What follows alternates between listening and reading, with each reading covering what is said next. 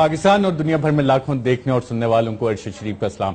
नाज़रीन, हुकूमत और अपोजिशन की पार्लिमानी कमेटी बनी थी 2 आवर्स फाइनल करने के लिए। उसमें अभी तक डेडलॉक बरकरार है। 2 हफ्ते का टाइम दिया गया था, लेकिन लगता यह है कि यह मामला इसी तरह फंसा हुआ है और अब अगली मुलाकात अगले हफ्ते होगी। आज तक के जो मामलात हैं उस पर बात करेंगे कि आगे जाके होगा क्या इस मामले पे। जितने सबूत आए पनामा लीक्स के हवाले से उस पे क्या होगा, हमारा निजाम अदल क्या वो डिलीवर करता है नहीं करता। इतनी सारी तहकीकात होती हैं, कमीशंस बनते हैं, इंक्वायरीज होती हैं, सारी चीजें मौजूद होती हैं, लेकिन एक गरीब आदमी है वो तो जेल चला जाता है, लेकिन कोई अगर अमीर आदमी है तो वो बड़े बड़े वकला कर लेता है और उसके बाद अदालतों में केसेस चलते रहते हैं और फिर इवेंचुअली आके कहीं क्लीन चिट भी मिल जाती है। इसी हवाले से नाज़रीन, आज हम प्रोग्राम में आपको बताएंगे कि आगे क्या होने जा रहा है इस मसले पे, लेकिन उससे पहले एक ऐसी रिपोर्ट आपको दिखाने जा रहे हैं जो कि पनामा लीक्स में 2016 में जो एविडेंसेस सामने आए उससे पहले जो तहकीकात हुई, जो कन्फेशंस थी, वो इस बारे में क्या कहते हैं। आइए ये खुसूसी रिपोर्ट देखते हैं।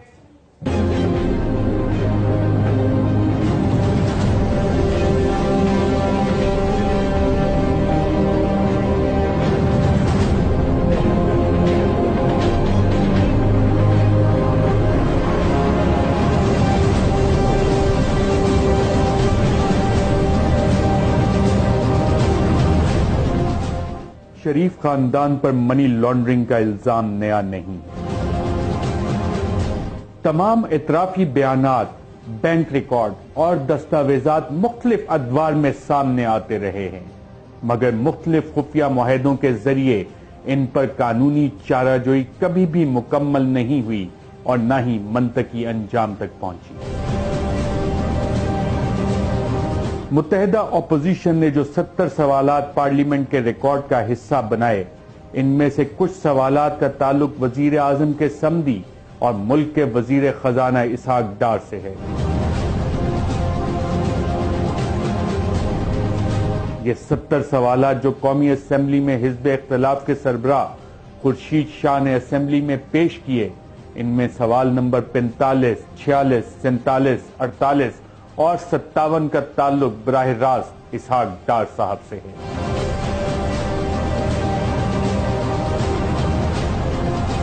सवाल नंबर 45 में इसहाक डार को शरीफ खानदान के माली मामलात का मास्टरमाइंड करार देते हुए काजी family, city bank, bank of America, Hudaibiya engineering और हुदैबिया पेपर मिल के हवाले से मुतअद्दिद सवालात इस सवालनामे में मौजूद हैं, मगर जवाबात नहीं। जब इन सवालात के जवाबात मालूम करने के लिए खोज लगानी शुरू की तो जहां दीगर बैंक रिकॉर्ड, चेक्स और रसीदें सामने आईं, वहां इसहाक डार साहब का यह एतराफी बयान भी सामने आया।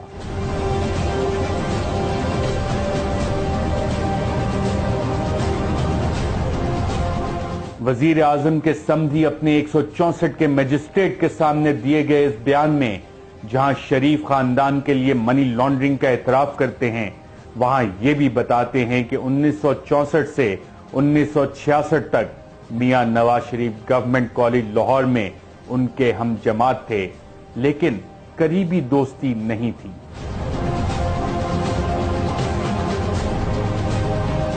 इसहाक डार के इस बयान को मजीद तकवीत मियां नवाज शरीफ की बीए की इस डिग्री से मिलती है जिसके मुताबिक उन्होंने गवर्नमेंट कॉलेज लाहौर के साबिक तालिब इल्म की हैसियत से तकरीबन उसी दौर में पार्ट्स में बीए का इम्तिहान दिया और 700 में से 340 नंबर यानी 48% नंबरों के साथ सेकंड डिवीजन हासिल की।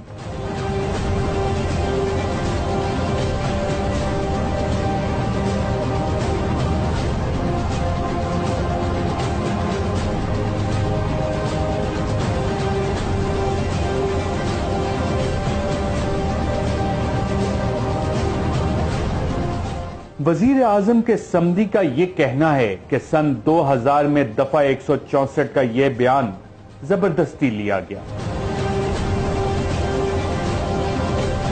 मगर कानूनदान कहते हैं कि 164 के बयान पर लोग फांसी लग जाते हैं और इससे कानूनी तौर पर इनहराफ मुमकिन नहीं।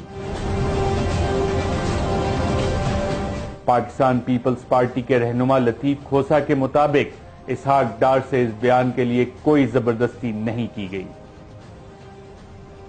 محترم اسحاق ڈار صاحب کے کنفیشنل سٹیٹمنٹ کے ساتھ ذرا پڑھ لیں تو پھر آپ کو اور بھی واضح ہو جائے گا، کیونکہ وہ کنفیشنل سٹیٹمنٹ جو جوڈیشل کنفیشن ہے، میں اس اٹارنی جنرل پاکستان تھا اور میں نے اس تفتیشی کو بلوایا، میں نے کہا کہ تم نے کون سا حربہ استعمال کیا تھا، تو کہتا ہے قسم خدا کی کھوسا صاحب ہاتھ بھی نہیں لگایا، ہم نے کہا کہ ہمارے پاس تمام ادروائز انفارمیشن اور ثبوت موجود ہیں، اگر آپ مہربانی کریں تو ہمارا کام بھی آسان ہوگا، آپ اگر سچ سچ بتا دیں۔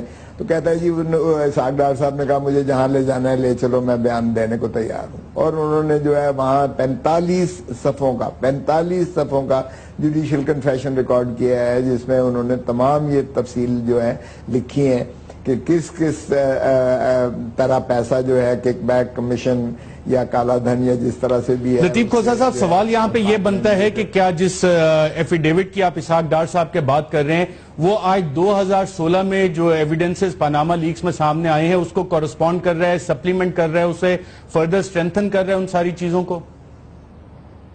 اس کو کورابوریٹ کر رہا ہے۔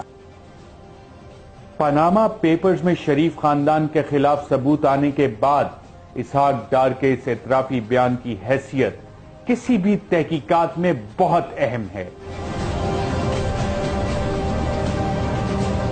اور شاید یہی وجہ ہے کہ اپوزیشن کے سوال نمبر 45 میں اسحاق ڈار کو شریف خاندان کے مالی معاملات کا ماسٹر مائنڈ قرار دیا گیا ہے۔ یہ سارے کے سارے ایک ٹرائی-پاڈ ایک کوارڈینیشن کے ساتھ چل رہے تھے، جس میں میاں نواز شریف، میاں شہباز شریف اور آف کورس اسحاق ڈار صاحب۔ اس اعترافی بیان میں اسحاق ڈار یہ بتاتے ہیں کہ وہ شریف خاندان کے قریب اس وقت ہوئے جب انہوں نے 1991 میں فرسٹ ہجویری مضاربہ بنائی اور Sharif group, crescent group, Sehgal group ان کے گاہک بنے۔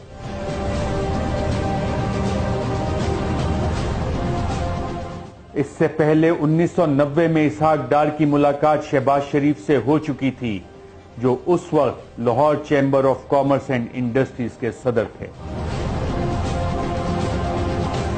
عمران خان نے اپنے جلسے میں ایک بار پھر یہ الزام لگایا کہ نواز شریف نے منی لانڈرنگ کر کے پیسہ باہر بھیجا۔ اگر پرائم منسٹر کو اتنے بڑے جرم میں جو منی لانڈرنگ، کرپشن، ٹیکس کی چوری، اگر اس میں پرائم منسٹر ملوث ہے اور اگر پرائم منسٹر کا احتساب نہیں ہوگا تو میں کہوں گا کہ جیلوں کو کھول دو، جیلوں کو کھول دو، کیوں بیچارے غریب لوگوں کو جیلوں میں ڈالا ہوا ہے۔ یہ الزام کوئی نیا نہیں ہے اور شاید پہلی بار بھی نہیں لگایا گیا۔ سابق وزیر داخلہ رحمان ملک بھی ایک پریس کانفرنس کر کے شریف خاندان کے متعلق کئی اہم انکشافات کر چکے ہیں اور یہ بتا چکے ہیں کہ شریف خاندان منی لانڈرنگ میں ملوث رہا، اور اس سلسلے میں پشاور کے 2 ہنڈی اور حوالہ ڈیلرز کے نام بھی سامنے آئے۔ اسحاق ڈار صاحب نے کہا ہے کہ میں نے یہ ساری منی لانڈرنگ، میں پڑھ کے سناؤں گا، یہ ساری منی لانڈرنگ جو ہے میں نے میاں شہباز شریف اور نواز شریف کے کہنے پہ کی۔ رحمان ملک اور عمران خان کے ان منی لانڈرنگ کے الزامات کو تقویت اسحاق ڈار کے سن 2000 میں مجسٹریٹ کے سامنے دیے گئے اس ایفیڈیوٹ سے ملتی ہے، جس میں انہوں نے شریف خاندان کی منی لانڈرنگ کی ایک ایک تفصیل کو اپنے مجسٹریٹ کے سامنے دیے گئے بیان کے ذریعے بے نقاب کیا تھا۔ اسحاق ڈار کا ایفیڈیوٹ ہی شریف خاندان کی مبینہ منی لانڈرنگ کو بے نقاب کرنے والا واحد ڈاکومنٹ نہیں ہے۔ سرکاری تحقیقاتی اداروں نے برسوں کی عرق ریزی کے بعد شریف خاندان کی مبینہ منی لانڈرنگ پر ایک جامع رپورٹ تیار کی تھی۔ یہ تحقیقات 1993 میں شروع کی گئی تھیں، اور حیران کن بات یہ ہے کہ اسحاق ڈار نے سن 2000 میں جو شریف خاندان کی منی لانڈرنگ کی تفصیلات بتائی تھیں، وہ تفصیلات इस रिपोर्ट में भी हमें मिली। सरकारी कागजात के इस पलंदे के मुताबिक नवाज शरीफ ने अपने काले धन को सफेद करने के लिए 1992 में इकोनॉमिक रिफॉर्म्स एक्ट मुतारिफ करवाया।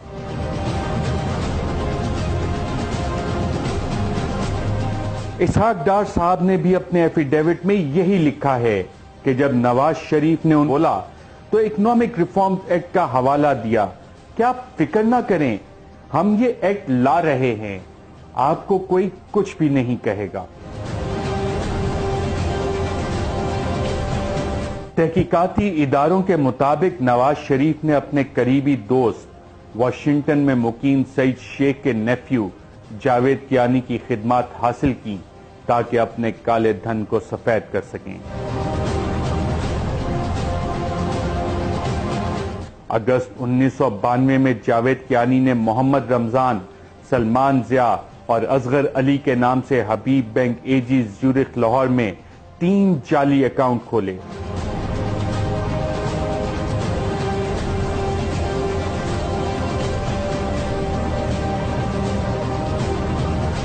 तीनों अकाउंट गैर मुल्की करेंसी के थे और इनमें डिपॉजिट $300 से भी कम था।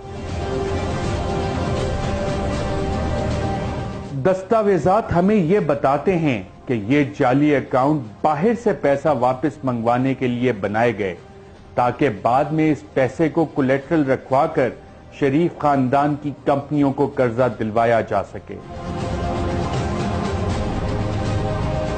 इस तरह गैर कानूनी तरीके से बाहर भेजा गया पैसा कानूनी तरीके से शरीफ खानदान को वापस मिल गया। नवाज शरीफ के साबिक बिजनेस पार्टनर और फर्स्ट कजन मियां खालिद सिराज ने अपने 1994 के खत में भी इस बात का जिक्र किया है।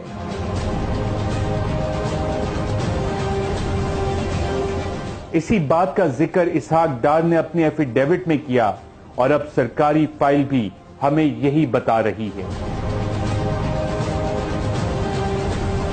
तहकीकाती इदारों के मुताबिक मोहम्मद रमजान, सलमान जिया और असगर अली के अकाउंट जाली शनाख्ती कार्ड इस्तेमाल करके बनाए गए थे और इन अकाउंट्स में कैश और चेक की सूरत में $37,94,762 जमा करवाए गए थे और इसके एवज लाखों डॉलर्स के बेरर सर्टिफिकेट जारी करवाए गए थे।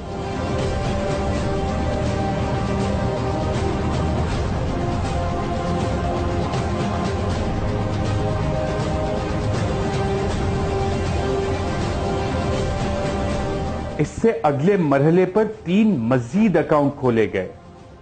इन 3 अकाउंट्स का जिक्र इसहाक डार के एफिडेविट में मिलता है।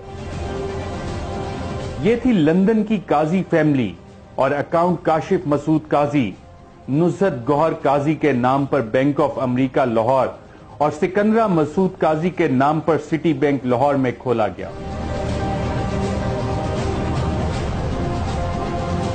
मौजूदा वजीर खजाना जनाब इसहाक डार साहब अपने एफिडेविट में लिखते हैं कि 1992 के अवाइल में मियां नवाज शरीफ ने उनसे राब्ता किया और 100 मिलियन रुपए की क्रेडिट लाइन की दरखास्त की जो कि मेरे मुदारबा से उनके कारोबार को दी जानी थी।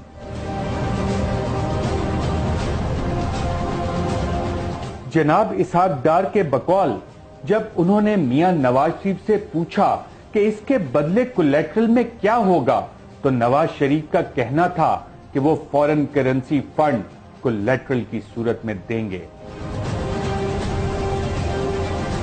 इसहाक डार ने आगे चल के ये भी बताया कि उनको नवाज शरीफ ने काजी खानदान के 4 अफराद के पासपोर्ट की कापियां फ्राहम की और ये कहा कि इन अकाउंट्स को तो आप ऑपरेट करें। डार साहब ये फरमाते हैं कि 4 में से 2 अकाउंट जो कि सिकंदरा मसूद काजी और तलत मसूद काजी के नाम पर थे मैंने खोले, जबकि बाकी 2 अकाउंट हजवेरी मुदारबा के डायरेक्टर नईम ने खोले और ऑपरेट किए। ये दोनों अकाउंट नुसरत गौहर और काशिफ महमूद काजी के नाम पर थे। اسحاق ڈار صاحب نے اپنے ایفیڈیوٹ میں تفصیل کے ساتھ یہ بھی بتایا کہ 2 اکاؤنٹ ان کے دستخط جبکہ باقی کے 2 اکاؤنٹ نعیم کے دستخط سے چلا کرتے تھے، جبکہ ان کے احکامات براہ راست نواز شریف اور شہباز شریف سے آتے تھے۔ اسحاق ڈار صاحب نے ان 4 اکاؤنٹس کے علاوہ ایک 5ویں اکاؤنٹ کا ذکر بھی اپنے ایفیڈیوٹ میں کیا۔ یہ صاحب تھے جناب سعید احمد۔ ان کو اسحاق ڈار نے اپنا قریبی دوست اور اپنی کمپنی کا سابق ڈائریکٹر بتایا۔ سعید احمد صاحب اس وقت اسٹیٹ بینک آف پاکستان میں ڈپٹی گورنر کے عہدے پر براجمان ہیں اور یہ عہدہ ان کو اسحاق ڈار کے وزیر خزانہ بننے کے بعد دیا گیا۔ ایک چھٹا اکاؤنٹ جس کا وزیر خزانہ جناب اسحاق ڈار نے ذکر کیا وہ ہے ان کی بیوی کے نیفیو جناب موسیٰ غنی کا۔ اسحاق ڈار کے بیان کے مطابق سعید احمد صاحب اپنا فورن کرنسی اکاؤنٹ خود چلاتے تھے، جبکہ موسیٰ غنی کا اکاؤنٹ اسحاق ڈار کے دستخط کے ذریعے چلایا جاتا تھا۔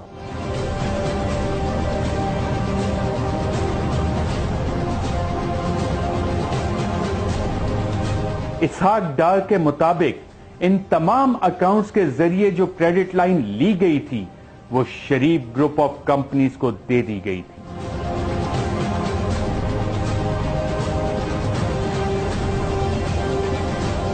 ان 6 اکاؤنٹس کے علاوہ بھی اسحاق ڈار نے خود مانا کہ وہ اور بھی کئی اکاؤنٹ ایسے چلاتے رہے جن کے ذریعے قرض حاصل کیا گیا۔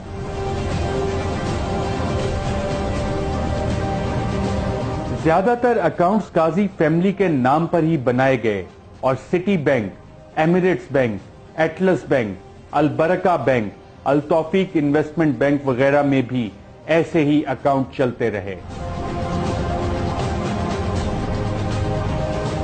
التوفیق کا کیس تو برطانیہ میں چلا اور شریف خاندان کے لندن والے فلیٹ عدالت کے حکم پر اس قرض کے ساتھ اٹیچ کر دیے گئے جو کہ شریف خاندان نے ادا کرنا تھا۔ پراپرٹی کو قبضے میں کیا کورٹ نے کیونکہ التوفیق بینک کو پیسے نہیں دیے تھے نواز شریف فیملی نے۔ وہ $32.5 ملین جو ہے جب سیز ہو گئی پراپرٹی تو انہوں نے یہ $32.5 ملین وہاں جمع کرا کے وہ پراپرٹی کو ریلیز کرایا۔ فلیٹ 17 اور 17A جو ہے اور ان کو 2006 میں ایکوائر کیا گیا اور 2006 میں ایکوائر کیا گیا، اس کے بعد سے لے کے آج تک جو ہے نا وہ ہماری ملکیت ہے۔ یاد رہے کہ یہ سب 90 کی دہائی میں ہوا، چنانچہ یہ کورٹ کا فیصلہ اس بات کو بھی جھٹلاتا ہے کہ فلیٹ 2006 میں خریدے گئے تھے۔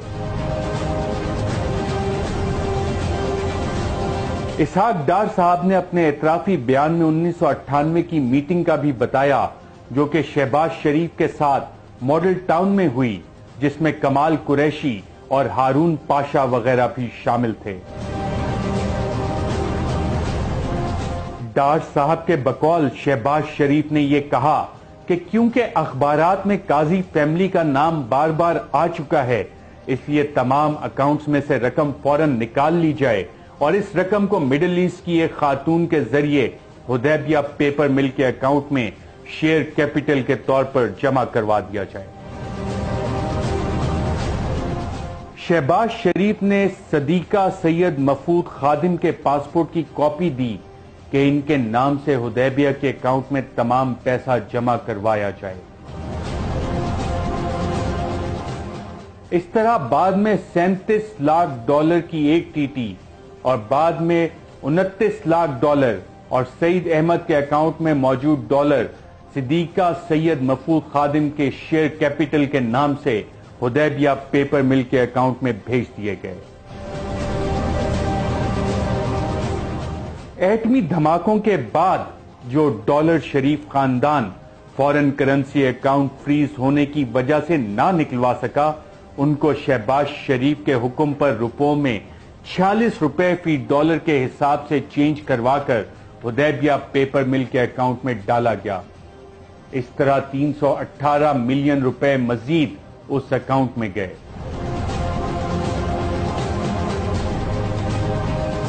इसहाक डार साहब ने यह भी इंकशाफ किया कि यह तमाम रकूम बाद में शरीफ खानदान ने अपने कर्ज उतारने के लिए इस्तेमाल की, जिससे यह साबित हुआ कि यह काजी खानदान की नहीं बल्कि उनकी अपनी रकूम थी।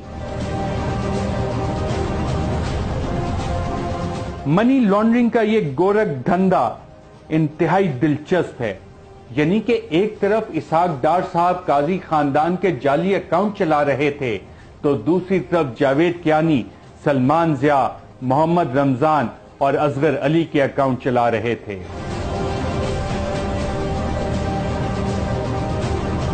सरकारी रिकॉर्ड में आज भी ये सारी तहकीकात मौजूद हैं और सबूत भी आज हमने आपको दिखा दिए। सवाल यहां पर यह है कि पाकिस्तान में कानून क्या इतना कमजोर है कि किसी ताकतवर पर सबूत होते हुए भी हाथ नहीं डाल सकता।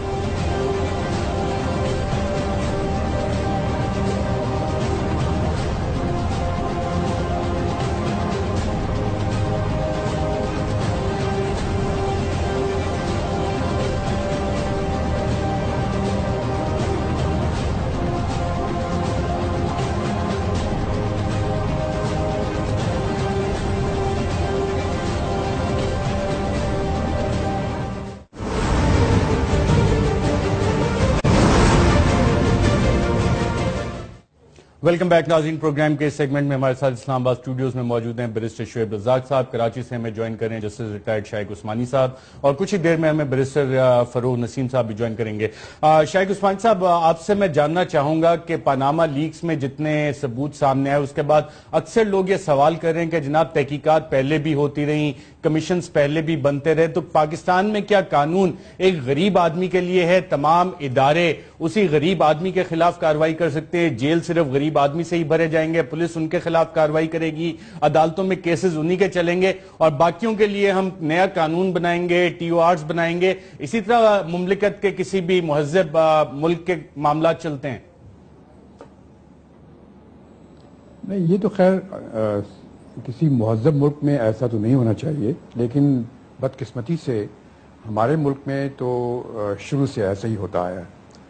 आप देख लें, मेरे ख्याल में शुरू के जो चंद साल थे उसके बाद से जब ये हमारे हुक्मरान थे, जिस तरह से इन्होंने हरकतें शुरू की, तो अब होता यही है कि जितने कानून बनते हैं उसको अगर कोई गरीब आदमी तोड़ता है, कमज़ोर आदमी तोड़ता है, तो उसको फ़ौरन सज़ा मिलती है। लेकिन अगर कोई ताकतवर आदमी या बड़े ख़ानदान का आदमी उसको तोड़ता है तो कुछ ना कुछ करके वो बच जाता है। तो ये बात बिल्कुल आप सही कह रहे हैं कि मुल्क में कानून सिर्फ गरीब और कमज़ोर आदमी के लिए है, लेकिन जो मजबूत और ताकतवर लोग हैं उनको कोई पूछता नहीं, सिवाय एक जुल्फ़िकार अली भुट्टो साहब को किस तरह से इन्होंने हैंग कर दिया। बाकी तो किसी को आज तक हमने न सुना, पिछले 70 साल में कभी नहीं सुना कि ऐसा किसी के साथ हुआ। जस्टिस उस्मानी साहब, आप समझते हैं कि पनामा में जितनी चीजें सामने आई, पनामा पेपर्स में, उसके बाद कोई कार्रवाई मुमकिन होगी या जैसे मामला चलते रहे हैं जो आप जिक्र भी कर रहे हैं उसी तरह चलेंगे? देखिए, पनामा लीक्स मेरे ख्याल में तो गलत हैंडल हुआ, क्योंकि आमतौर से ये आपस में सियासी जंग शुरू हो गई और उसमें जो अपोजिशन थी वो चाहती थी किसी तरीके से शरीफ फैमिली को टारगेट करें। हालांकि सही था, टारगेट करना चाहिए था, लेकिन उनका मकसद सिर्फ तो ये था कि शरीफ फैमिली को टारगेट किया जाए, और जो उसका जो कर सकते थे वो नहीं किया उन्होंने, क्योंकि ये करप्शन, मनी लॉन्ड्रिंग, ये सारी चीज़ें जो हैं ये पहले से चलती आई हैं, इसको रोकना था। और ये पनामा लीक्स में पहली दफ़ा हमें मालूम हुआ कि किस हद तक ये होता आया है, और जब ये सबूत सामने आ गए तो वो मौका ऐसा था कि उस वक्त हमें चाहिए था कि क्योंकि सब लोग इसके लिए शो मचा रहे थे, तो सबको मिल करके एक ऐसा कानून बनाते कि इसकी इन्वेस्टिगेशन तो अपनी जगह होती, लेकिन आइंदा ये नहीं होता। लेकिन ये आपस की सियासी जंग में ये मौका ختم ہو گیا. اب آپ جس طرح دیکھ رہے ہیں کہ ٹی او آرز کے جو چکر میں وہ پچھلے اتنے دنوں سے بیٹھے ہیں, ابھی تک ٹی او آرز طے نہیں ہو رہے ہیں, اور اگر ٹی او آرز انہوں نے طے کر بھی لیے تو اس کے بعد کیا ہوگا, چونکہ یہ ٹی او آرز تو بنا رہے ہیں سپریم کورٹ کے لیے, آیا سپریم کورٹ اس میں انوالو ہوگی یا نہیں ہوگی وہ ایک دوسری بات ہے. اور جو قانون جو 1956 کا قانون جو بنایا ہے انکوائری کے لیے وہ اتنا ناقص ہے کہ اس سے تو کچھ ہوگا ہی نہیں. تو میرے خیال میں یہ ساری ایفرٹ جو ہے بیکار رہے. رائٹ. میں بیرسٹر شعیب رزاق صاحب, پاکستان میں کرپشن روکنے کے لیے کیا قوانین موجود نہیں ہیں, منی لانڈرنگ روکنے کے لیے کیا قوانین موجود نہیں ہیں, پھر ہم ٹی او آرز کس لیے بنا رہے ہیں, نئے ٹی او آرز, اور آپ کو یہ ٹی او آرز بنتے نظر آ رہے ہیں؟ دیکھیں جی, دا میئر فیکٹ کہ اس ایشو پہ ٹی او آرز بن رہے ہیں یہ بدنیتی پہ بیسڈ ہے. یہی ایلیگیشن میرے اور آپ پہ لگائے جاتے تو anti money laundering act, NAB ordinance, income tax related laws مجھے اور آپ کو پکڑ لیتے. اچھا, اب ٹی او آرز کا ڈرامہ کیا ہے؟ یہ وہ ٹی او آرز ہیں جو ایم او یو دھاندلی کمیشن کے وقت بنایا گیا تھا. اب as far as government is concern یہ کبھی ایسے پیرامیٹرز نہیں مینشن کرے گی جس میں ان کی پکڑ شروع ہو جائے. اپوزیشن لچک کا مظاہرہ اس لیے نہیں کرے گی کیونکہ پہلے ان کے ساتھ برا ہو چکا ہے. جو انہوں نے ایم او یو دھاندلی کمیشن میں سائن کیا تھا دیٹ واز سو ٹوتھ لیس کہ وہ پکڑ ہی نہیں سکا. اس کا جو پیرامیٹر تھا, مینڈیٹ تھا, اتنا وائڈ تھا کہ اس میں وہ آ ہی نہیں سکے. تو اس میں ایشو تو بدنیتی تو پہلے دن سے ہے. اپوزیشن کا بنتا ہی نہیں ہے ٹی او آرز پہ بحث کرنا. آج شاہ محمود قریشی صاحب نے کہا it is a waste of time, genuinely waste of time. Ishaq Dar صاحب کبھی کوئی ایسا لائن ڈرا کر سکتے ہیں؟ جتنے بھی اسپن ڈاکٹرز بیٹھے ہوئے ہیں گورنمنٹ کی طرف سے وہ ایسا ٹی او آرز بنا ہی نہیں سکتے جو ایونچولی کنوکشن کی طرف جائے گا. یہ لچک کا مظاہرہ کر نہیں سکتے کیونکہ ان کے ساتھ ہے, لیکن as a matter of fact NAB ordinance, anti money laundering ordinance, اگر یہ ایشو کسی اور بندے پہ لگائے جاتے تو وہ آج نیب کے پاس 90 دن کے لیے پڑا ہوتا. انٹرسٹنگ, میں اس پہ بھی آتا ہوں کہ نیب کے پاس 90 دن کے لیے پڑا ہوتا کیونکہ 179 کیسز سپریم کورٹ نے نیب کو کہا تھا انویسٹیگیٹ کرنے کا. اس کا کیا ہوا وہ آپ سے جانیں گے. بیرسٹر فروغ نسیم صاحب, آپ میرے پروگرام میں آئے تھے اور جب یہ کمیٹی بن رہی تھی تو پاکستان بار کاؤنسل کی نمائندگی کرتے ہوئے آپ نے کچھ خاص امید ظاہر نہیں کی تھی کہ اس کا کوئی نتیجہ نکلے گا. اب یہ کہانی پارلیمنٹری کمیٹی کی تیسرے ہفتے میں جا رہی ہے. جو وکلا برادری انہوں نے 2 ہفتے کا ٹائم دیا تھا. اب اگلا لاہ عمل آپ لوگوں کا کیا ہوگا اس حوالے سے؟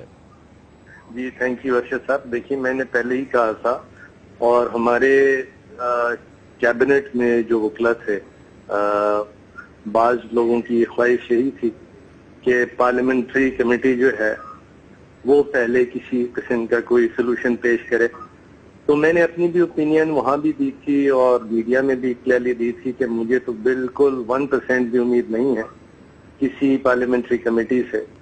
اور پارلیمنٹری کمیٹی میں جانے کا مطلب ہی یہی ہے کہ اس کو ٹول دینا ہے. لیکن کیونکہ یہ آپ سمجھیے کہ ایک فارمیلٹی تھی, ہم اگر اسے پورا نہیں کرتے, اس وقت اگر ہم کوئی تحریک یا کسی چیز کی کال دے دیتے تو ایک چیز سامنے یہ آنی تھی کہ جی آپ نے ایسی کیا جلدی تھی, آپ کو پارلیمنٹیرینز کا جو رول تھا اس کو ان کو ادا کرنے دیتے. تو لہذا یہ جان کے پھر یہ ڈیسائیڈڈ کہ نہیں پہلے وی ول پرمٹ یا پارلیمنٹری کمیٹی بالکل اپنا ہر طرح سے ایگزاسٹ کر لے. اب ایشو ہے بڑا سمپل, اور وہ سمپل ایشو یہ ہے کہ جو پاکستان بار کونسل کی پہلے دن سے جو ایک انالیسس تھی وہی آپ سمجھیے صحیح ثابت ہو رہی ہے as time is going by. وہ یہ تھی کہ جب سپریم کورٹ آف پاکستان 184(3) میں آ کے مسئلے کو انٹروین نہیں کرے گی مسئلہ سالو نہیں ہوگا. اور 184(3) کے لیے میں پہلے بھی آپ کے پروگرام میں اور دوسرے لوگوں سے یہی گزارش کر چکا تھا کہ اگر اس سے پہلے NICL اسکینڈل تھا, چودھری افتخار نے بڑا اچھا سٹیپ لیا. اس کے ساتھ ساتھ جو دوسرے کرپشن کے ایشوز تھے EOBI کا تھا, وہ تمام میں سپریم کورٹ آف پاکستان نے وہ سٹیپس لیے, اور سٹیپس لینے کے بعد آپ دیکھیے کہ اس کا کچھ نہ کچھ کانسیکوینس آپ کے سامنے آیا. پاکستان کی ہسٹری میں اگر if there is one case جس میں آرٹیکل 184(3) بھرپور طریقے سے بنتا ہے, اٹ از دس کیس. اور بڑا سمپل یہ ہے کہ جس کسی پر بھی الزام ہے ایک تو وی نیور سے کہ کسی کو ریزائن دینا چاہیے یا کیا, لیکن وہ سمپل اپنا ٹریل, منی ٹریل دے دے.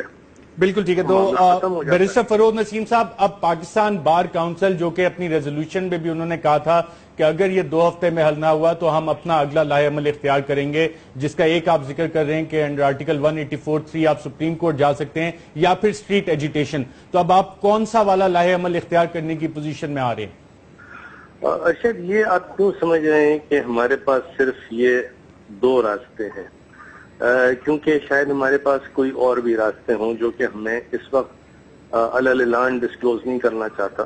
لیکن یہ بات ضرور ہے کہ رمضان بیچ میں آ گئے ہیں, but having said that at the same time میرے خیال میں اگلے ہفتے یا کسی دن ہماری میٹنگ ہونے والی ہے اسلام آباد میں. ہماری بالکل ہاتھ ان چیزوں پہ رکھے ہوئے ہم لوگوں نے سب نے, اور میں آپ سے پہلے بھی آپ سے گزارش کی تھی اور دوبارہ میں یہ کہوں گا کہ ہمیشہ حل جو ہے وکلا نے دیا ہے اور وکلا ہمیشہ حل دیں گے, کیونکہ ہمارا ملک ہے, ہمیں اس ملک میں جو بھی غلط چیزیں ہیں ان کو سیدھی کرنی ہے. But at the same time جو لاسٹ ٹائم ایک سو کالڈ وکلا تحریک چلی تھی, میں اس کو اس لیے کہہ رہا ہوں کہ اس کے اندر جو پٹ فالز تھے, جو پرابلمز آئی ہیں, اس دفعہ ہم نے یعنی وکلا نے کسی طرح مس یوز نہیں ہونا. بالکل ٹھیک ہے, انٹرسٹنگ. میں بیرسٹر فروز نسیم صاحب آپ کی طرف دوبارہ آتا ہوں. جسٹس شائق عثمانی صاحب, آپ نے بیرسٹر فروز نسیم صاحب کو بھی سنا, 2 راستے انہوں نے بتائے, ایک تو اسٹریٹ ایجیٹیشن کا ہے, ایک انڈر آرٹیکل 184(3). جب یہ والے راستے رہ جاتے ہیں صرف 2, اور وہ بھی صرف وکلا برادری اب سوچ رہی ہے, تو باقی جو ہمارے ادارے ہیں, باقی پورا جو نظام ہے, کیا وہاں پہ آپ کو ایک پیرالسس نظر آتا ہے, paralysis of the state to act on its own? دیکھیے, اسٹیٹ تو خیر اس میں نہیں ایکٹ کرے گی, چونکہ اسٹیٹ تو خود انوالو ہے اس میں. جو آپ کو پتا ہے کہ ہماری پریزنٹ جو حکومت ہے اس کے لوگ بہت سے انوالو ہیں, ہمارے اپوزیشن کے لوگ بہت سے انوالو ہیں. اسٹیٹ تو خود نہیں کرے گی. ہمیں جو چاہیے وہ اس وقت, اور نہ میں سمجھتا ہوں کہ وکلا برادری ود آل ڈیو ریسپیکٹ وہ کچھ کر سکیں گی. وہ ایجیٹیشن تھوڑا بہت کر سکتی ہیں, لیکن اس لیول کا ایجیٹیشن وہ نہیں کر سکتے جس طرح کے چودھری افتخار کی ریسٹوریشن کے لیے کیا تھا, کیونکہ وہاں ان کے اپنے انٹرسٹ انوالو تھے. یہاں پر ان کے لیے پاسبل نہیں ہے کہ اس قسم کی ایجیٹیشن کریں یا ان کو اتنی سپورٹ ملے گی. تو وکلا برادری کی طرف سے تو شاید نہیں ہو سکے گا.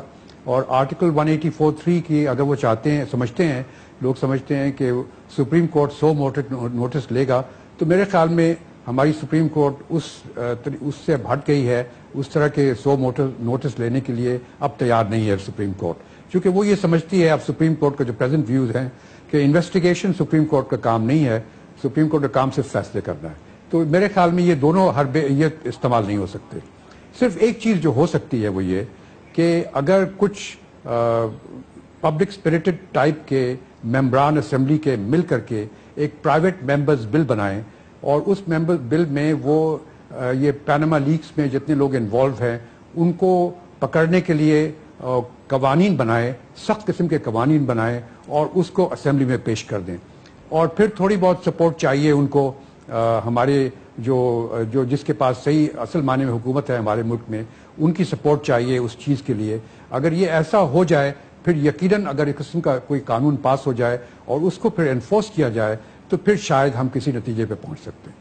بالکل, بہت انٹرسٹنگ آپ نے کی جسٹس شائق عثمانی صاحب, آپ نے کہا وکلا تحریک شاید اس طرح سے کارآمد نہ ہو, اس پہ 184(3) کی آپشن, اس پہ مزید بات کریں گے. اور تیسرا آپ نے پوائنٹ اٹھایا کہ پرائیویٹ ممبر بل کے ذریعے, لیکن اس کی حیثیت کیا ہوگی جب پاکستان مسلم لیگ نواز حکمران جماعت پارلیمنٹ میں میجورٹی میں ہے؟ کیا یہ بھی ممکن ہوگا, یا پھر یہ ڈیڈ لاک کی صورتحال اسی طرح برقرار رہے گی, اور کب تک رہے گی؟ ایک وقفے کے بعد.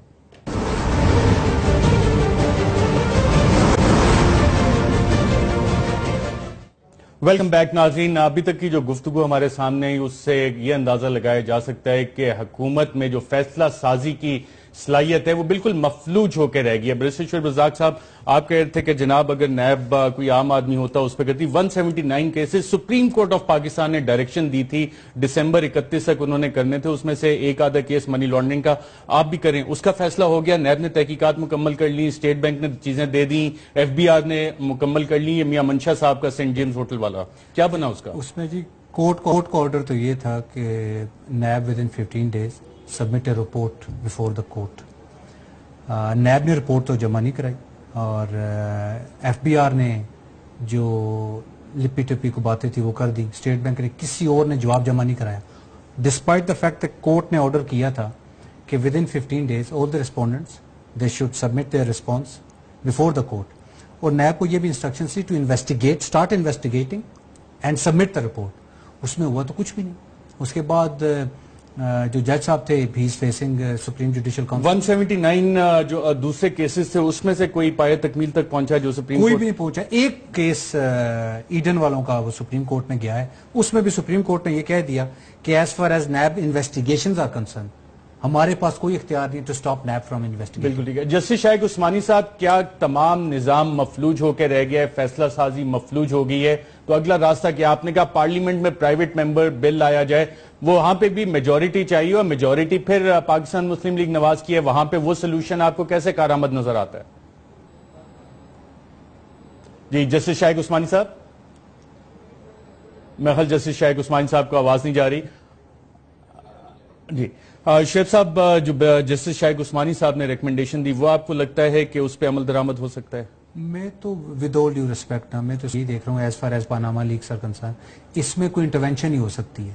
ایگزسٹنگ جو ادارے ہیں انویسٹیگیشن کے, ان کو تو اتھارٹی ہے ہی نہیں to investigate against the prime minister, یا وہ ان کی کریج نہیں بن رہی. پریزیڈنٹ کو ایگزمپشن نہیں ہوتی, صرف پریزیڈنٹ کریج نہیں ہے. کریج نہیں ہے نا, مینڈیٹ تو ہے, کریج نہیں ہے تو وہ کر نہیں رہے.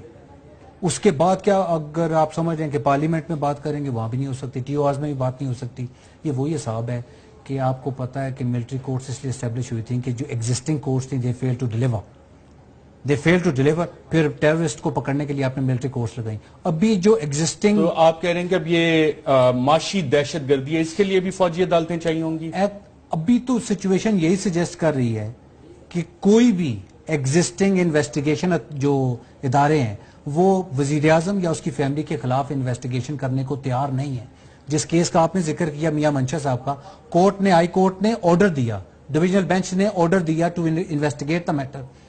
وہ کسی ریسپونڈنٹ نے جواب جمع نہیں کرایا اور وہ کیس وہیں کا وہیں لٹکا ہوا ہے. تو جو عدالتیں آرڈر دے رہی ہیں وہ بھی امپلیمنٹ نہیں ہو رہا, تو جہاں انویسٹیگیشن سٹارٹ ہی نہیں ہو رہی. آپ اسحاق ڈار صاحب کا بات کر رہے تھے کہ جو ان کا ایفیڈیوٹ آیا ہے اس کے بعد ان کی انڈائٹمنٹ ہی نہیں ہوئی. تو یہ آج سے نہیں ہو رہا, بہت عرصے سے ہوتا آ رہا ہے. کوئی نہ کوئی ارینجمنٹ ہو جاتی ہے, کوئی نہ کوئی کمپرومائز ہو جاتا ہے, جب بھی کوئی بڑا کوئی نہ کوئی ڈیل ہو جاتی ہے, ایگریمنٹ ہو جاتا ہے, خفیہ معاہدہ ہو جاتا ہے. اصل میں بات یہی ہے ایز فار ایز پاکستان ابھی یہ جو ایگزسٹنگ سچویشن ہے اس میں کسی کے خلاف کوئی ایکشن نہیں ہوگا, کوئی ٹی او آرز نہیں بنیں گے. اگر کوئی انٹرونشن ہوتی ہے تو یہ آگے معاملہ چلے گا, ورنہ دیر از نو ہوپ. رائٹ ناظرین, اس وقت جو ہمارے پاکستان کی صورتحال ہے وہاں پہ تمام حکومتی ادارے مفلوج نظر آ رہے ہیں, وہاں پہ جو فیصلہ سازی ہے وہ مفلوج نظر آ رہی ہے. بیرسٹر شعیب رزاق صاحب نے ذکر کیا کہ دہشت گردی کے خلاف جب یہ سارا نظام فیل ہو گیا تو فوجی عدالتیں بنی. اب سوال یہ ہے کہ جب معاشی دہشت گردی کی مثالیں سامنے آتی ہیں, منی لانڈرنگ, اربوں ڈالرز کی منی لانڈرنگ جب سامنے آتی ہے تو اس میں کیا ہوگا؟ یا چیف جسٹس جیسے کہتے ہیں انور ظہیر جمالی صاحب کی, یہاں پہ جو طاقتور لوگ ہوتے ہیں وہ اپنے لیے خود ہی قانون سازی کر رہے ہوتے ہیں. اکنامک ریفارمز ایکٹ 1992 بنایا گیا اور اس کے بعد ہم نے کہانی دیکھی جو وہ اسحاق ڈار صاحب کے اپنے ایفیڈیوٹ میں لکھی ہوئی ہے کہ میاں نواز شریف صاحب نے انہیں کہا کہ جناب اکنامک ریفارم ایکٹ بن چکا ہے, آپ یہ کام کریں, آپ کو کچھ نہیں کہا جائے گا. اب بھی ایسی امینڈمنٹس لائی جا رہی ہیں, فائنینس بل میں ایسی لائی جا رہی ہیں کہ آف شور اکاؤنٹس, آف شور ٹرسٹ, فورن ٹرسٹ جنہوں نے بنائے ہو ان کو ایگزیمپشن دے دی جائے. تو کیا قانون سازی بھی اب اسی طرح ہوگی کہ جو اس ملک میں طاقتور ہیں وہ